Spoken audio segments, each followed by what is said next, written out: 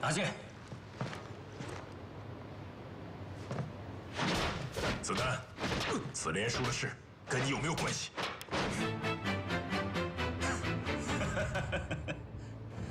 文人呐，这话可不能瞎说。我和紫莲署那可是好叔侄啊。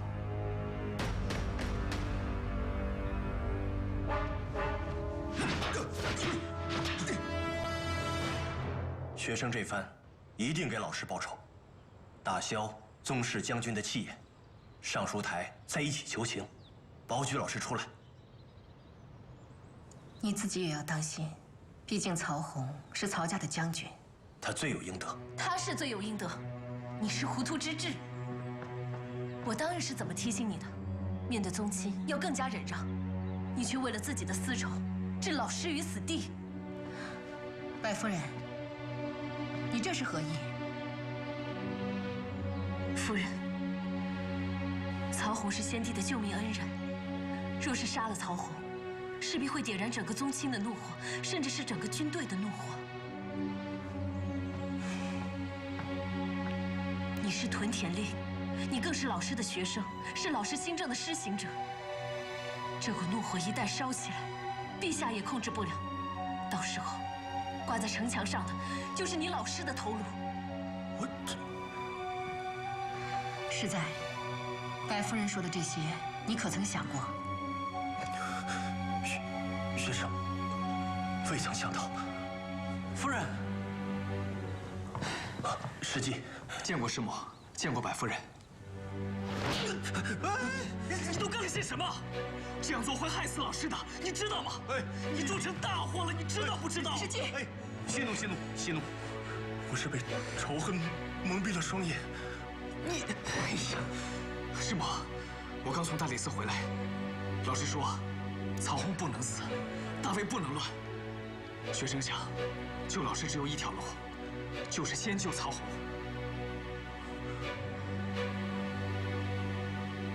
我现在就去求陛下。师母放心，连累了老师、学生，以死谢罪。哎呀，你个傻等爱！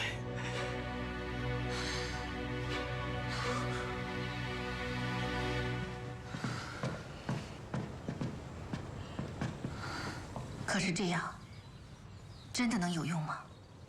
陛下刚愎决断，刻薄任性，恐怕不是邓艾去求个情就可改变决断的。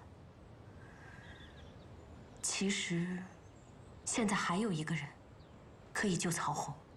谁？夫人的妹妹，郭皇后。难就难在，我们俩现在都不便进宫了。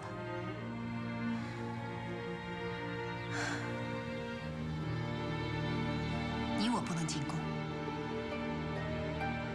但是有一个人能。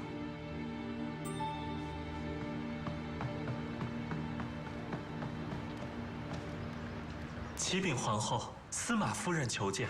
宣，是。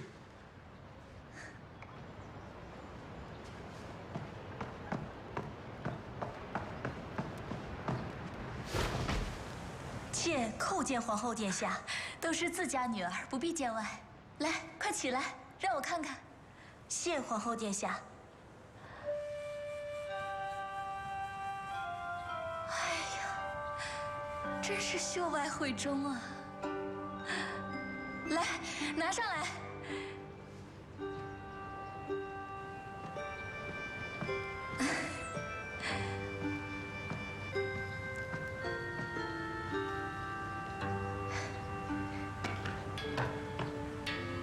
玉取其坚贞不渝，环取其忠始不绝。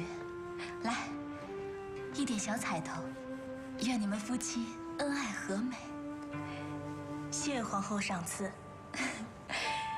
其实诗儿啊，是我看着长大的，就跟我自己的儿子一样。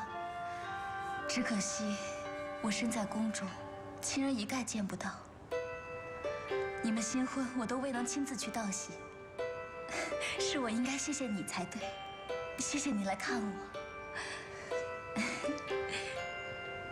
家中可还好啊？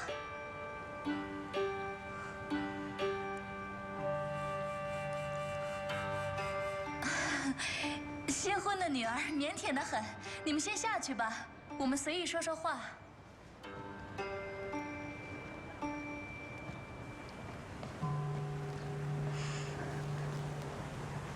说吧。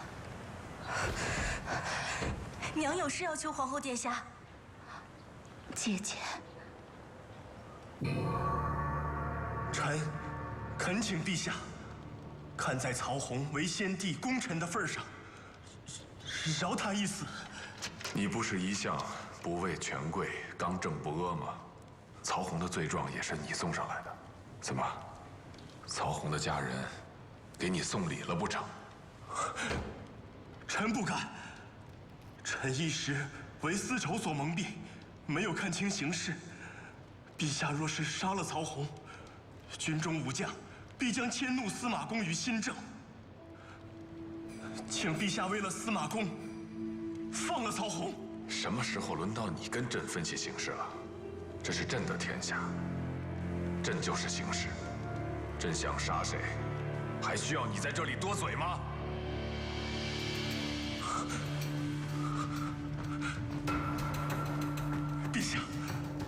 陛下要是杀了曹洪，老师他就出不来了呀。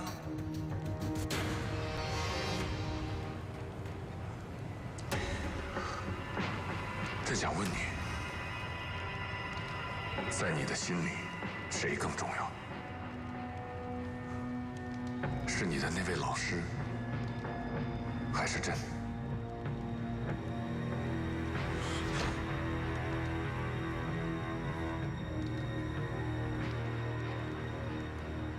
皇帝要是再不来，我就废了皇后。我不能干涉朝政，我还不能管着我的后宫，管着我的儿媳妇了。儿臣拜见母后。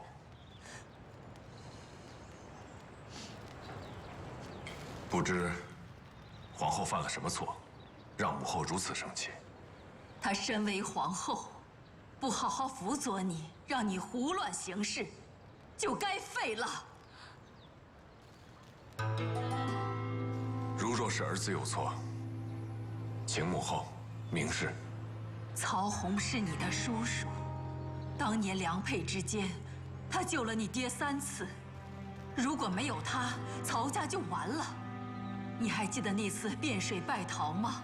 是曹洪找来了一条船，让我们一家人坐船而去，他来断后。他的这些救驾之功，抵不过这点贪墨之过吗？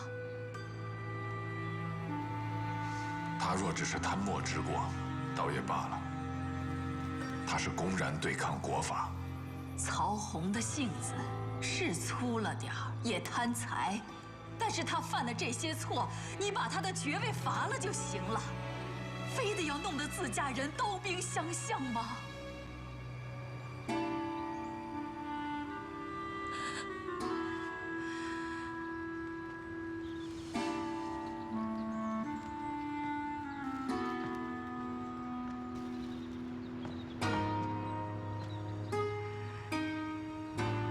子焕，娘求你了。母后，快起来，万万不可！都怪儿臣，规劝陛下不利，儿臣甘愿退位。好，此事就按母亲的意愿处置。儿臣告退。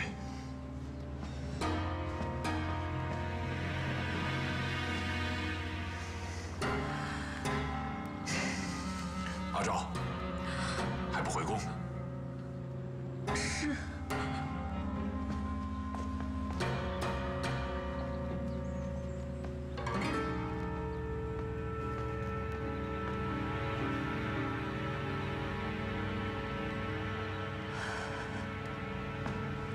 别以为朕看不出来，你分明是想救司马懿，哪里是想救曹洪？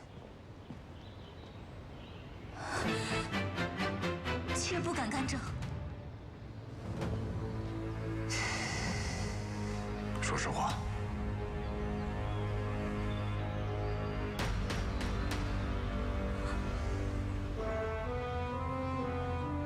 妾不敢有隐瞒陛下。那就是承认了。请陛下降罪。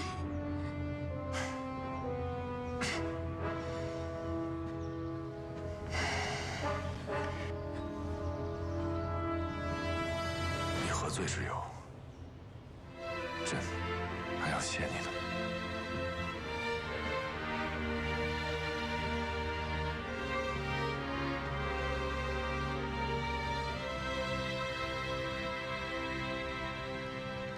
陛下，陛下，陛下，臣万分知错了，臣是老糊涂了，臣马上归还那1000担粮食，臣以后是再也不敢了。陛下，请你念着臣随先帝东征西讨的份上，开恩就饶臣一命吧。陛下，陛下。子弹、文烈，你们倒是替我求个情啊！请陛下开恩。朕也很想法外施人，但真的开了恩，怎么对得起国法，对得起百姓？陛下开恩呐！陛下开恩呐！陛下开恩呐！陛下开恩！陛下开恩呐！好了好了，这样吧，朕立了皇后，还从未大赦。这一次，为了救叔叔，朕大赦天下，所有的囚徒全部减等，从宽，如何？臣谢陛下，臣谢陛下，陛下这样对臣，臣实在是万分惭愧啊！叔叔，快起来吧。平身，谢陛下。谢陛下。众臣之中，司马懿也不能杀了。简等，罢官，让他回家，给他老爹守孝去，如何？陛下，这万万不可。为何？朕难道不大赦了吗？陛下，子弹，你可要救叔叔啊！是啊，子弹，子弹，叔叔只是削爵，而司马懿是贬为庶民，孰重孰轻，你心里还不清楚吗？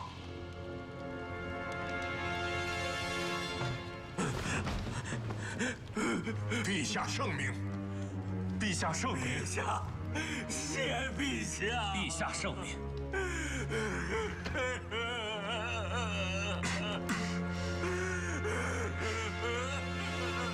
你是拍拍屁股走了，就把我一个人扔在这儿，整日里提着心吊着胆。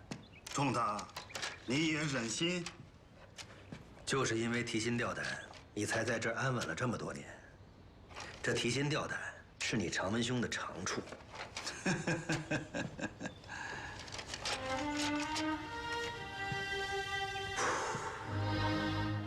有劳二位。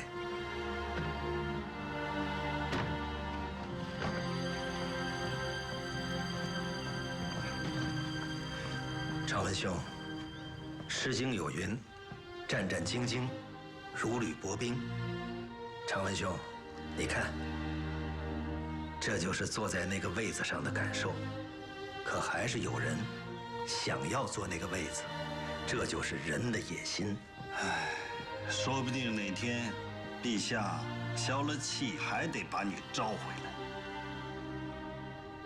长文兄，其实我仔细想想，陛下，这是为了我着想。曹氏将军们最恨的就是我了。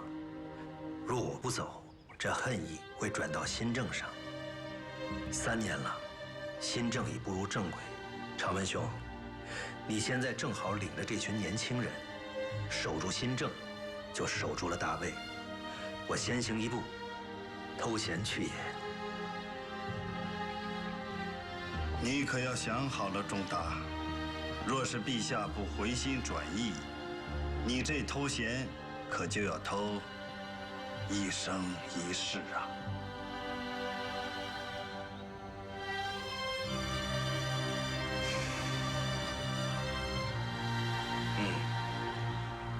那长文兄，你就在那个位子上战战兢兢，如履薄冰，一生一世吧。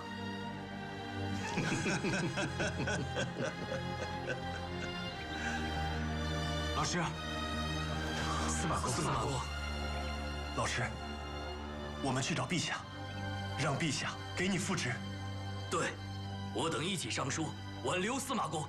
曹洪只是削爵，老师无罪却要被贬为庶民，这不公平。我们要和陛下争一争。对，我们要和陛下一争。老师，快起来！哎，诸君皆是国之英才，到了上书台，心中只需谨记4个字：厉害，行事。这厉害，乃是国家之厉害；行事是朝野之行事，这才是我辈要遵循的准则。我若留在上书台，只能逆势而行，恐有累新政。有诸君在，上书台何少一司马懿？我正要回乡，替老父守孝，一赎罪责，上书台就要有劳诸君了，也有劳常文兄了。老师，啊！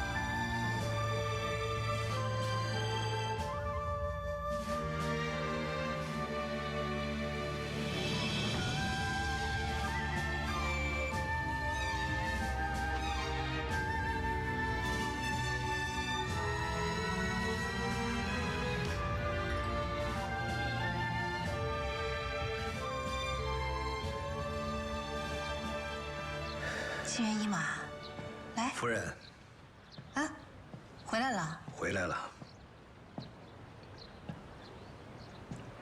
来，吃饭。行李收拾了吧？都收拾好了。那我的这些书卷，放心吧，一卷都不会给你落下的。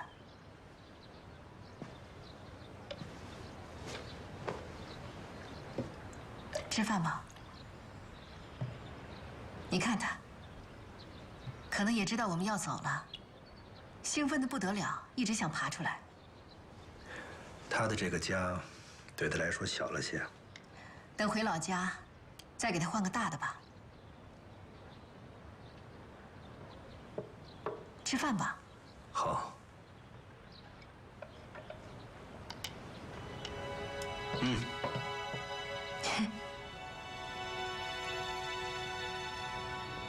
也真是没想到，他还能把你给放出来，会不会不甘心啊？夫人，你还记得吗？那年我断了腿，你抬我到司空府，曹司空看着我对我说：“司空府前池然高卧，正所谓骨骼中的地利与我何有哉？”可我后来还是进了朝堂，为了帝王劳碌半生。你看这心猿意马，咱们在许都捡到他的时候，他就悠哉悠哉地爬着；现在我们千里迢迢到了洛阳，他依旧悠哉悠哉。等他回了温县老家呀，他还会悠哉悠哉。他才是地利与我何有哉？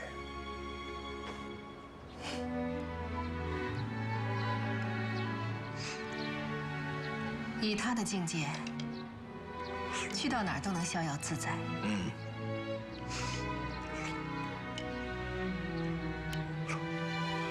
那他呢？他跟我们一起回老家吗？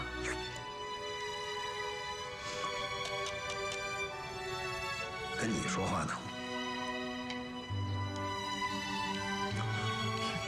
你可别敲他，你越敲他，他越不出头。全听夫人安排。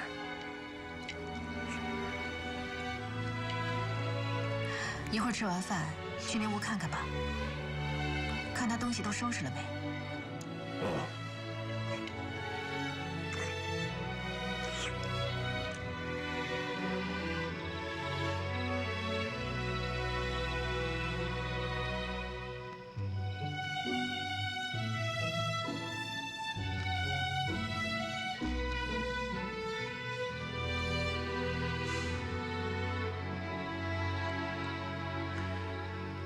在看什么？在看老爷写过的奏表。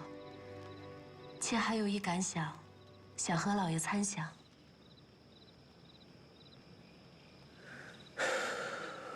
官都不做了，还看奏表做什么？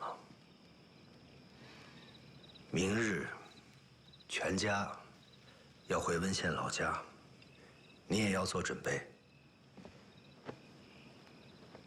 赶快收拾行李吧。老爷，这是要带我回温县老家吗？我没去过温县，在那儿，老爷做什么呢？还能做什么？老家还有旧宅一座，几十亩地，桑树100余株。从今以后，田间地头，耕种为乐。那妾去了温县，又能做什么呢？有些话一直想对你说，可总是说不出口。你来府上这几年，你我虽无夫妻之实，可你却担夫妻之命。我不瞒你，因姑娘乃是陛下所派，所以我才一直心怀芥蒂。不过我知道，从你进了府，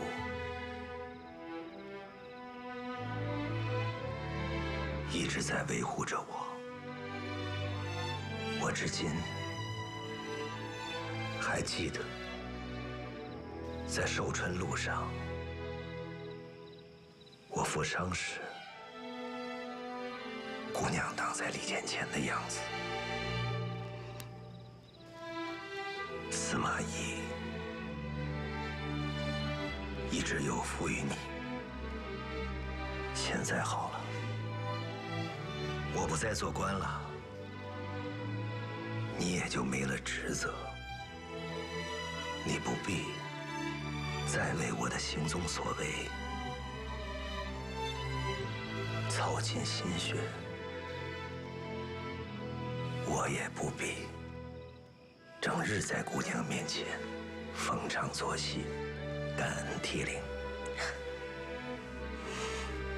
如你不嫌弃，就跟我一起回老家，我们粗茶淡饭，采桑抚梨，终老一生。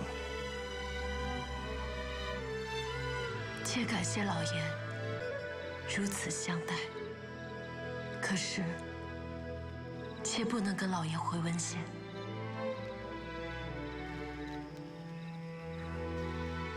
老爷，你可别误会，我绝不是为了怕跟老爷回乡下受苦。妾曾经说过，愿做侯嬴追随信陵君。若真到了末日天涯的那一日，妾必定会追随你到天涯海角。只是妾根本就不相信老爷能够离开朝廷，所以妾会为了你留下来。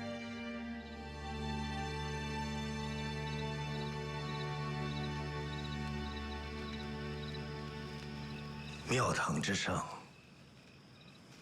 波谲云诡，宦海沉浮，生死一线。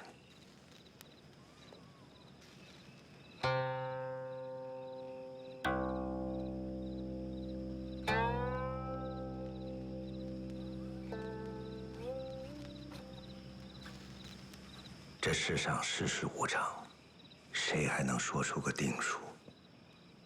陛下在把妾许给你之前，妾曾暗自观察过老爷。第一眼见到老爷的时候，妾便觉得，这个男人的志气和抱负，上接青云，下怀江河。我看中的男人，绝对不会轻易放弃他大半生的努力。所以，老爷，我留下来，就像是在局中埋了一枚棋子。妾在洛阳，就算老爷在乡下，还是可以得知朝中的动向。这件事，也只有妾能为你做了。世事如棋，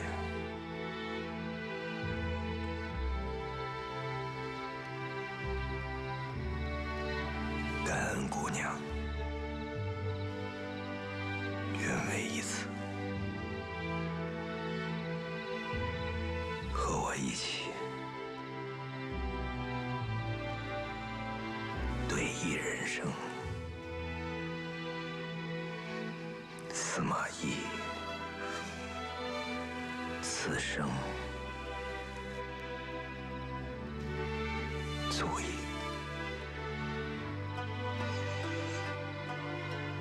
相距万余里，故人心上耳。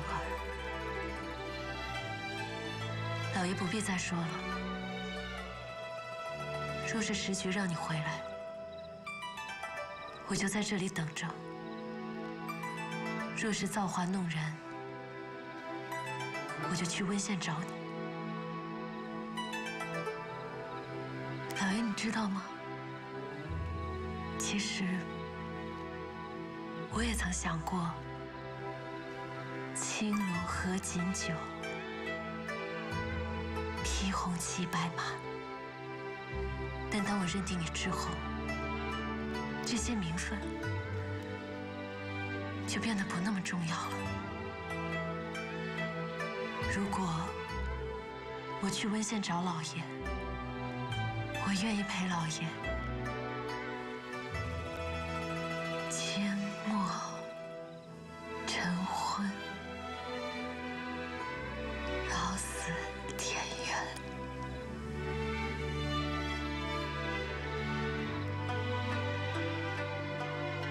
凌云，知我。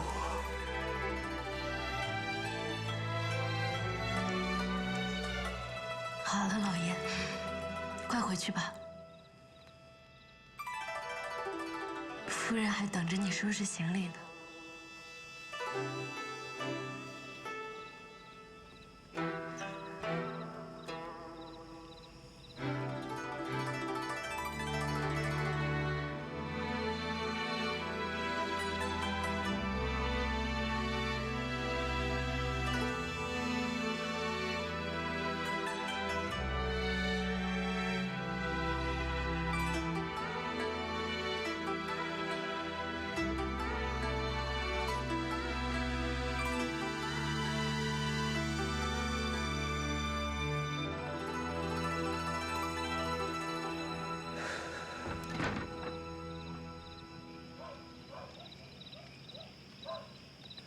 夫人，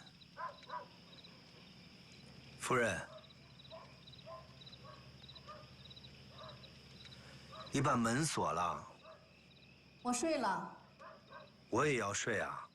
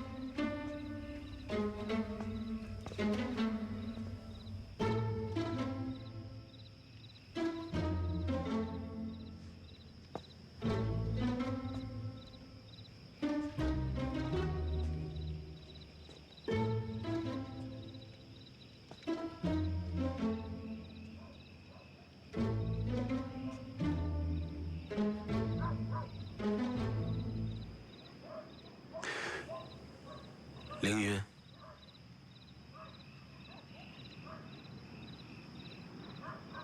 凌云，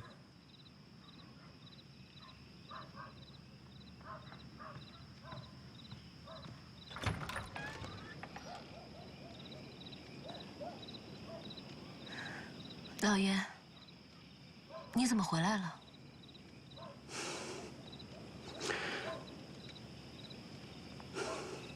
夫人那屋把灯熄了，把门也插了。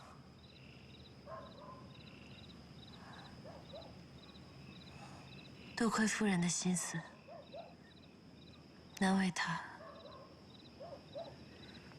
那你怎么想的？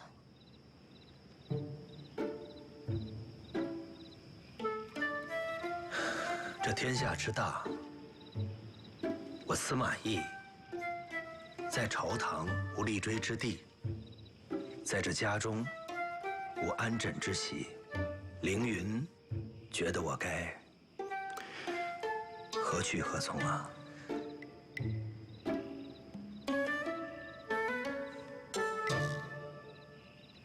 这如果是夫人让老爷回来，老爷才回来的，那就劳烦老爷自个儿去找立锥之地，自个儿去找安枕之席。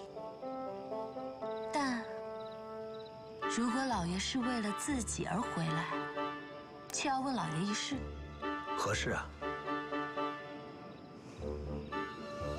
那日你究竟是有心还是无心？哪日啊？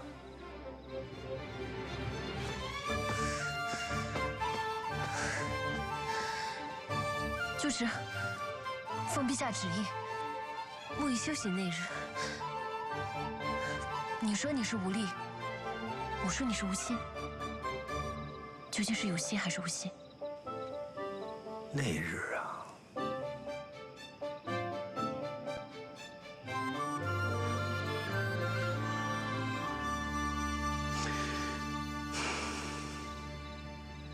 我以为的有心，不是见色忘义的怦然心动，是不离不弃的日久生情。那日，我若是对你有心，那我怎么对得起与夫人20载的同甘共苦？可今日，我对你之情，是真舍不下的，朝朝暮暮的相知相惜。我司马懿只此一心，叫做成情。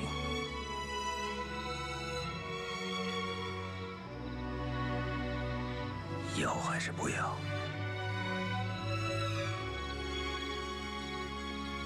你看着办。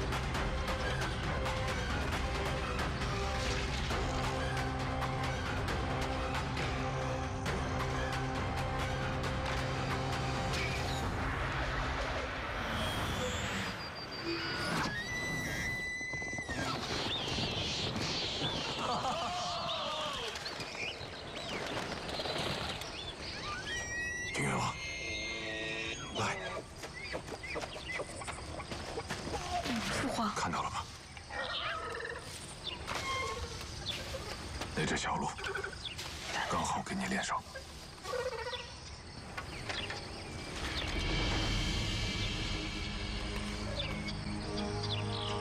弓拉门，用力。小路，放箭。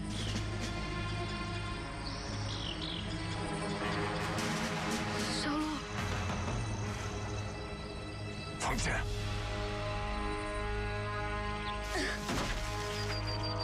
儿臣不忍。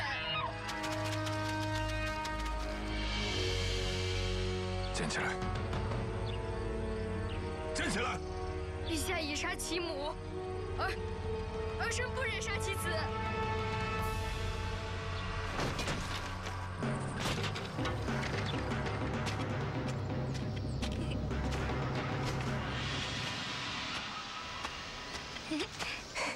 这花好香啊，来闻闻。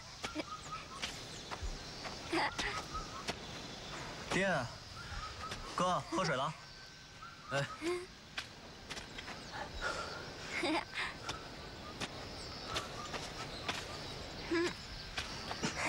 慢点跑。你说爹怎么想的？就咱们仨，得干到什么时候啊？也不顾几个农人，爹让你干活就干活，哪那么多话？干活。爹。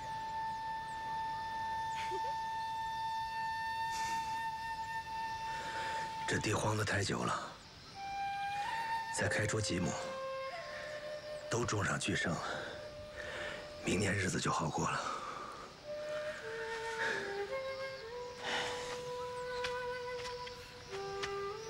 哥，爹也干不长。